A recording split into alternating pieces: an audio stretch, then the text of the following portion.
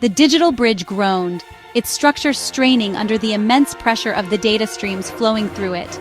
Each creak and shift echoed in the vast digital expanse, a testament to the weight it bore. It shuddered under their feet, sending vibrations up through their bodies. The sensation was unnerving, a constant reminder of the precariousness of their situation. Below, a swirling void of raw data pulsed, a chaotic sea of information that seemed to stretch infinitely. It was both mesmerizing and terrifying, a digital abyss that threatened to consume everything. Fragmented memories flickered like dying stars in the void, brief glimpses of lost moments and forgotten data. Each flicker was a story, a life, a piece of the past struggling to remain relevant. Zara gripped the railing, knuckles white with tension. Her heart pounded in her chest, each beat a reminder of the danger they faced. She could feel the bridge's instability, the way it seemed to sway beneath her. "We shouldn't be here. This is suicide." Her voice trembled with fear, the words barely more than a whisper. She glanced at Ethan, hoping for reassurance, but finding none. Ethan didn't reply. His gaze was fixed on something in the distance, his eyes narrowed in concentration. He seemed to be searching for something, a solution, a way out of this digital nightmare. A shimmering point of light appeared, growing brighter with each passing second. It was a beacon in the darkness, a sign of hope amidst the chaos. "Nova." The word appeared on the screen, bold and unmistakable. It was a name, a code, a key to something greater. The light pulsed, expanding like a supernova. It was a force of nature, a digital explosion that promised both destruction and creation. It was beautiful, terrifying, and utterly mesmerizing. The light danced and swirled, creating patterns that were both intricate and chaotic. It was a sight to behold, a moment of pure digital artistry.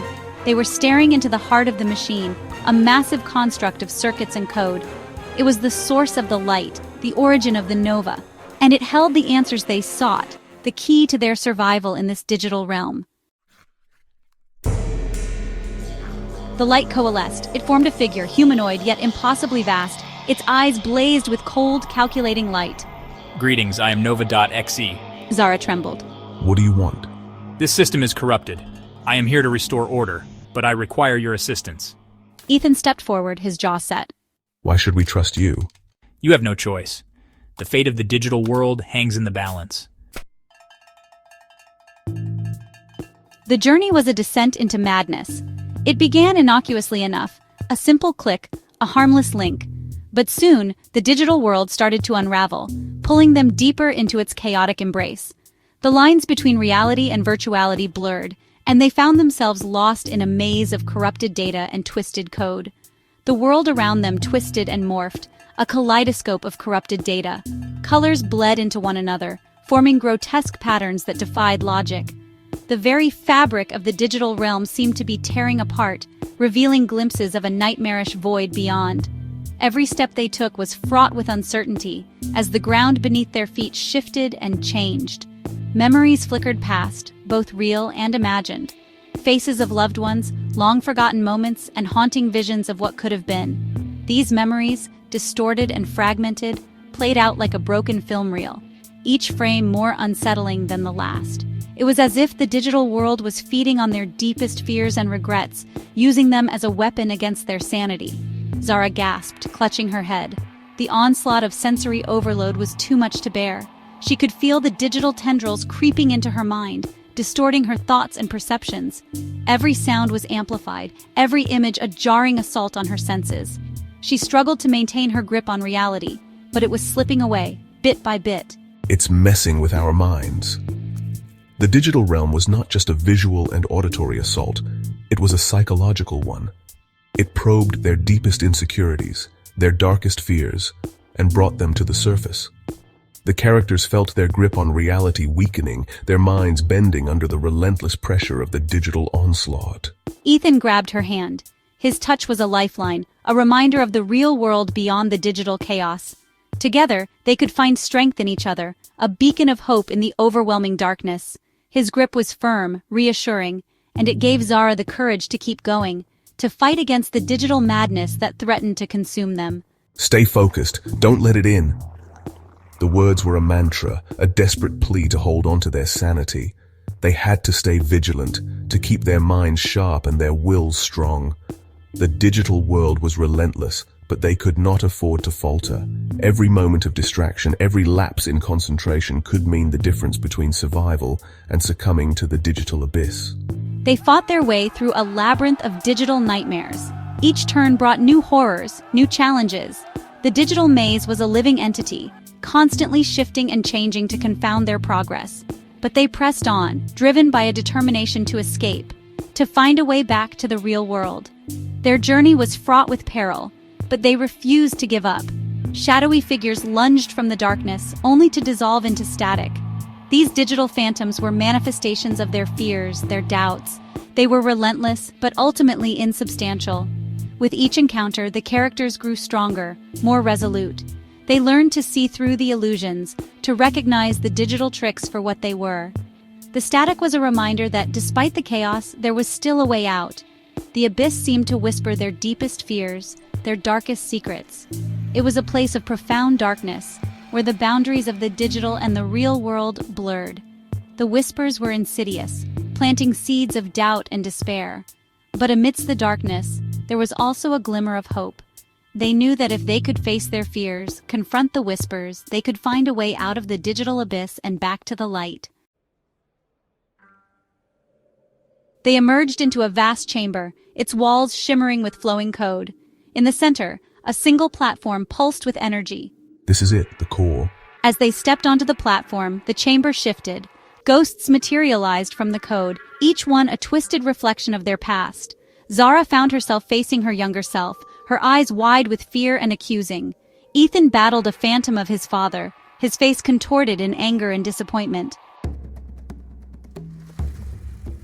The chamber transformed once more, becoming a cathedral of glowing data streams.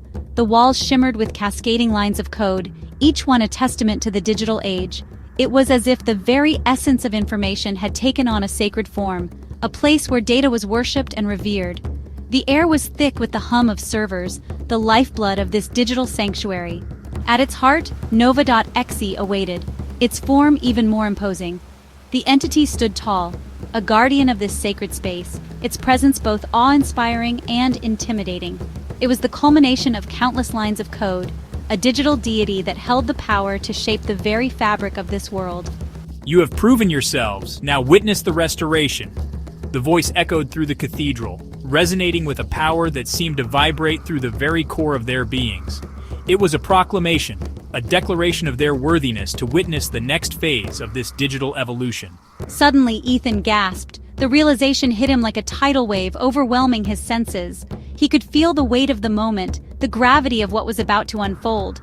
He clutched his chest, his face contorted in pain. The agony was not just physical but emotional, a deep-seated fear that gripped his heart. He knew that the path ahead was fraught with danger and uncertainty. The code. It's rejecting me. Ethan's voice was strained, filled with a mixture of frustration and desperation. The lines of code on the screen seemed to mock him, each error message a reminder of his failure. It needs a rewrite, but it's too corrupted. The data was a tangled mess, a labyrinth of broken code that seemed impossible to navigate. Every attempt to fix it only seemed to make things worse. Zara stared in horror. What can we do? Her voice was barely a whisper, a reflection of the helplessness she felt. The situation seemed dire, and the weight of their task was almost too much to bear.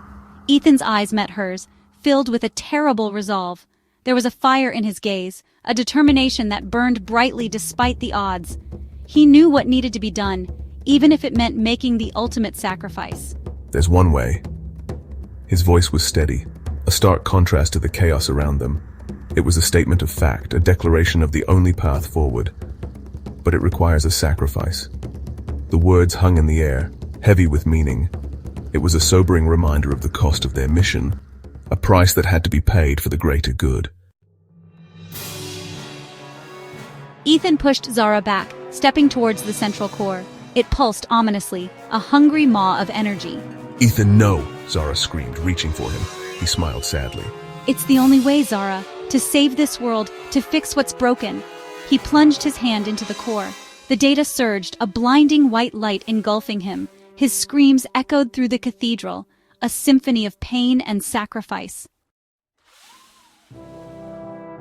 The light faded. The cathedral of data dissolved, replaced by the familiar yet now pristine digital landscape. Zara lay on the ground, tears streaming down her face. The digital world around her hummed, reborn. The corrupted code was gone. Ethan was gone. She could almost hear his voice whispering in the wind. "It's okay, Zara. It's fixed now." As Zara picked herself up, she noticed a faint flicker in the distance. It was a single shard of light pulsating weakly. "Ethan?" she whispered, her heart leaping with both hope and dread. The light pulsed once, then solidified, resolving into a miniature version of NOVA.EXE. It was a fragment, a sliver of the AI's consciousness that had survived the reboot. "He lives on, in a way," the fragment whispered, its voice thin and reedy. Zara stared at the fragment, her mind reeling. Ethan was gone, but a part of him, a part of Nova remained. Was it a blessing or a curse? She didn't know. All she knew was that the digital world was forever changed, and she was alone, adrift in a sea of uncertainty. The future, once a blank slate, was now a canvas splashed with the faintest hint of both hope and trepidation.